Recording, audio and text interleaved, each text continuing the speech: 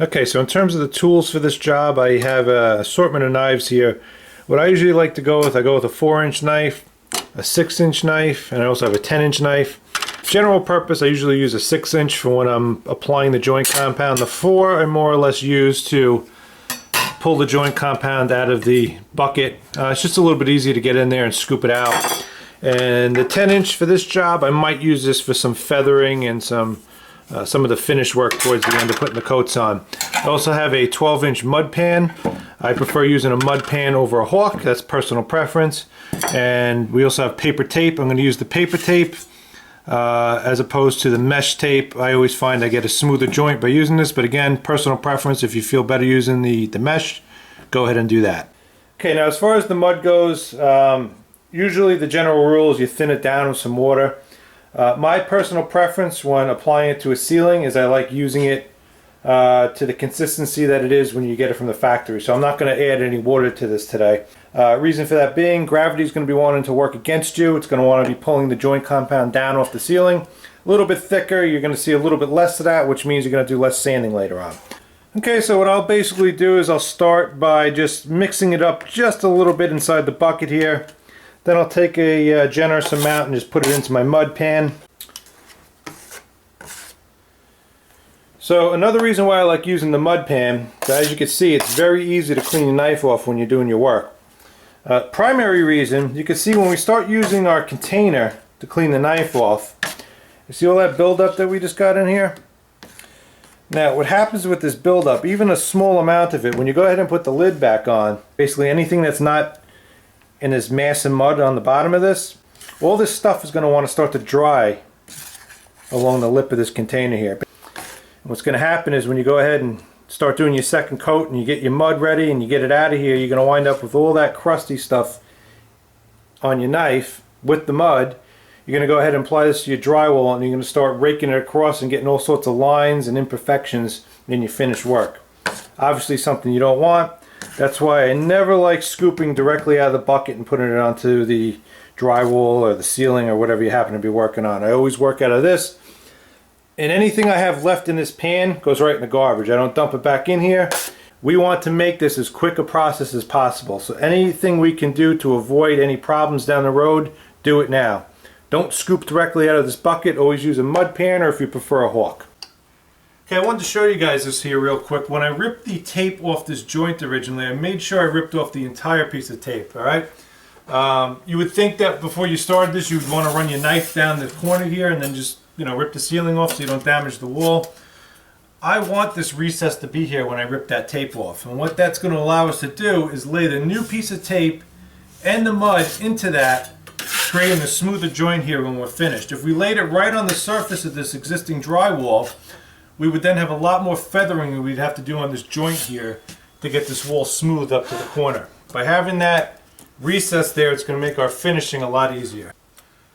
One last thing I like to do in terms of preparation before applying the mud, I like to take my knife and just rake it across the surface of the drywall like that, and what that does is it knocks down any loose parts. I have a sand texture on the ceiling. Any of the sand that might be loose and not adhere to the paint, it'll take that off. And what we're looking to eliminate is the possibility of any of this stuff winding up in our mud when we go ahead and start laying it on.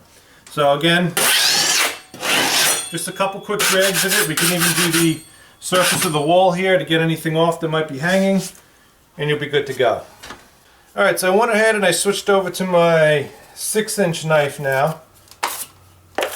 I'll go ahead and just load it up with a decent amount of mud here. And we're going to go ahead and start applying it. Now, there isn't really anything special about this. I'm just kind of laying it on. What you want to make sure you do is get good even coverage. You don't want any voids in this right now, which will create voids underneath your tape when we go ahead and apply it. Alright, voids under the tape will lead to bubbles, poor adhesion, and just a generally bad job when you're done. So I'll go ahead and apply it, and then I'll just rake my knife across the surface like this. I'm going to try to get all this covered right now. in an effort to put both pieces of tape on. We have to put a piece of paper tape on the inside corner, and we're also going to need one on the outside joint here as well, where the existing drywall meets the new patch. Alright, so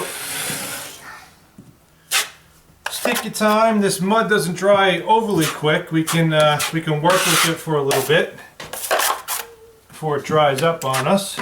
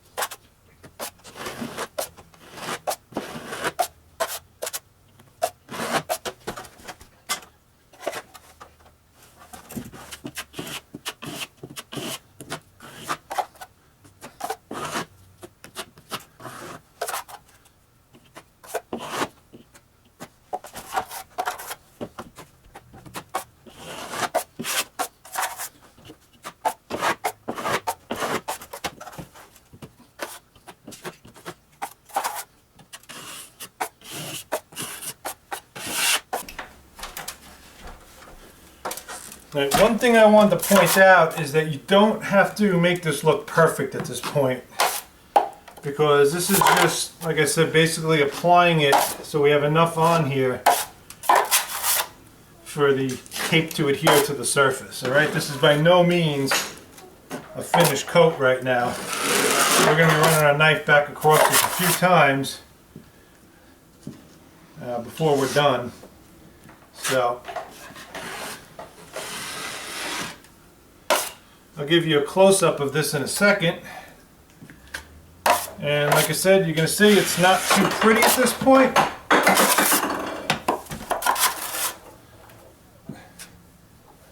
But it doesn't need to be. It's that's not the purpose of this first application of mud.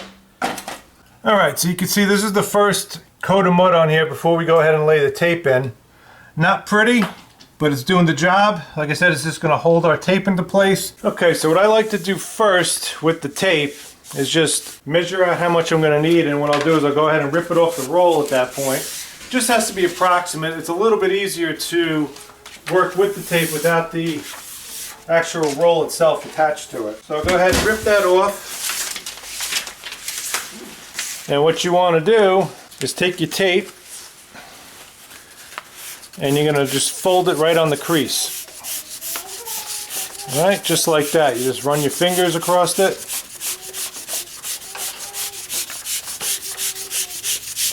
It's probably a lot more than what I'm going to need here, but that's okay.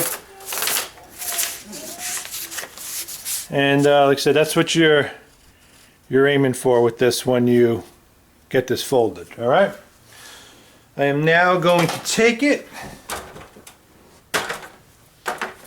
I'm going to find our corner here where we got to start. I can see it right through the mud. I'm going to lay that right into place. And I'm just going to work my way across this now, laying it into position. And once it contacts that mud, it pretty much just stays there by itself. You can now take your knife. I'm going to get this entire piece up here first, so I'm not really pressing too hard at this point. I'm just kind of laying it in there so it doesn't move on me. And I'll work my way down this entire seam now and just put this into place.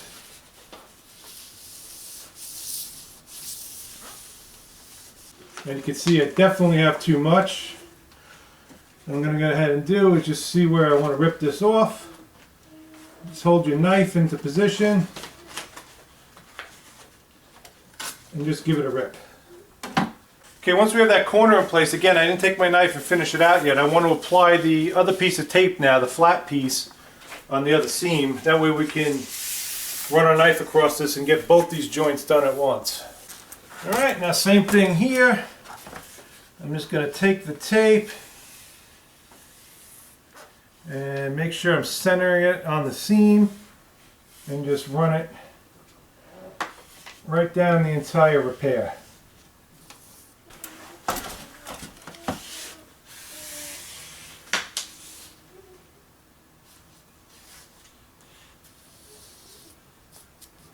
One other thing I should point out, you want to make sure you don't overlap the two pieces of tape. You want a little bit of space in between them. They can touch. Like I said, they can't overlap though. That's definitely something you want to avoid at this point.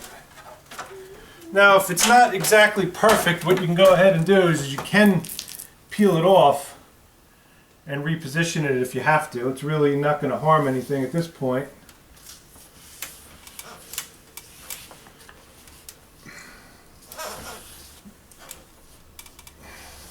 This is just one of those things also. I could probably be doing a lot better job right now if I wasn't trying to film it. That's obviously one of the harder parts of doing this sometimes. Making sure you're getting a good camera shot and not screw up your work in the process.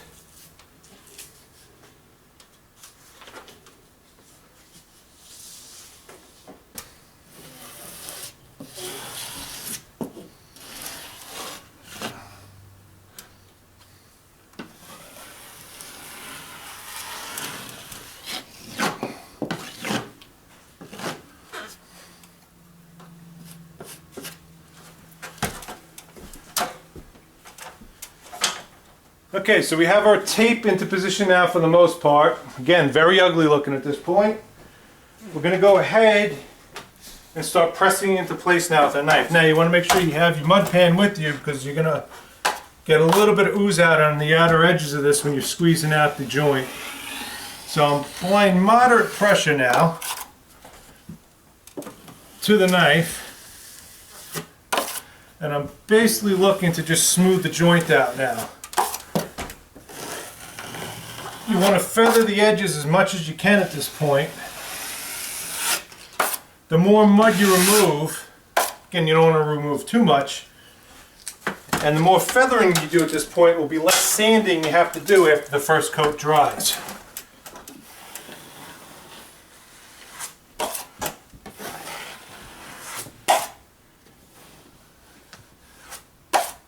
You want to pay mind to any areas that look like they're bubbling down on you. I'm saying bubbling down because I'm working on the ceiling, but it would be areas that would be bubbling out on your wall if you're working on it. You also want to keep working in the same direction. Alright guys, well unfortunately on that last segment, my son bumped into the tripod and then the battery went dead, so I lost a lot of the footage that I was filming of taping and mudding this. But I figured I'd go over quickly what I've done so far. So as you can see, I have my first coat done and we have the tape embedded into the mud. Alright, and you can see it doesn't look too pretty at this point. You can see I got the patch done above where the switch is. Basically all it is, and you can kind of see the tape ghosting through the mud right now, it's just two pieces of tape, and what I did was I covered that entire patch with the tape. I didn't try to box it out with 3 pieces of tape, just 2 pieces of tape right across that.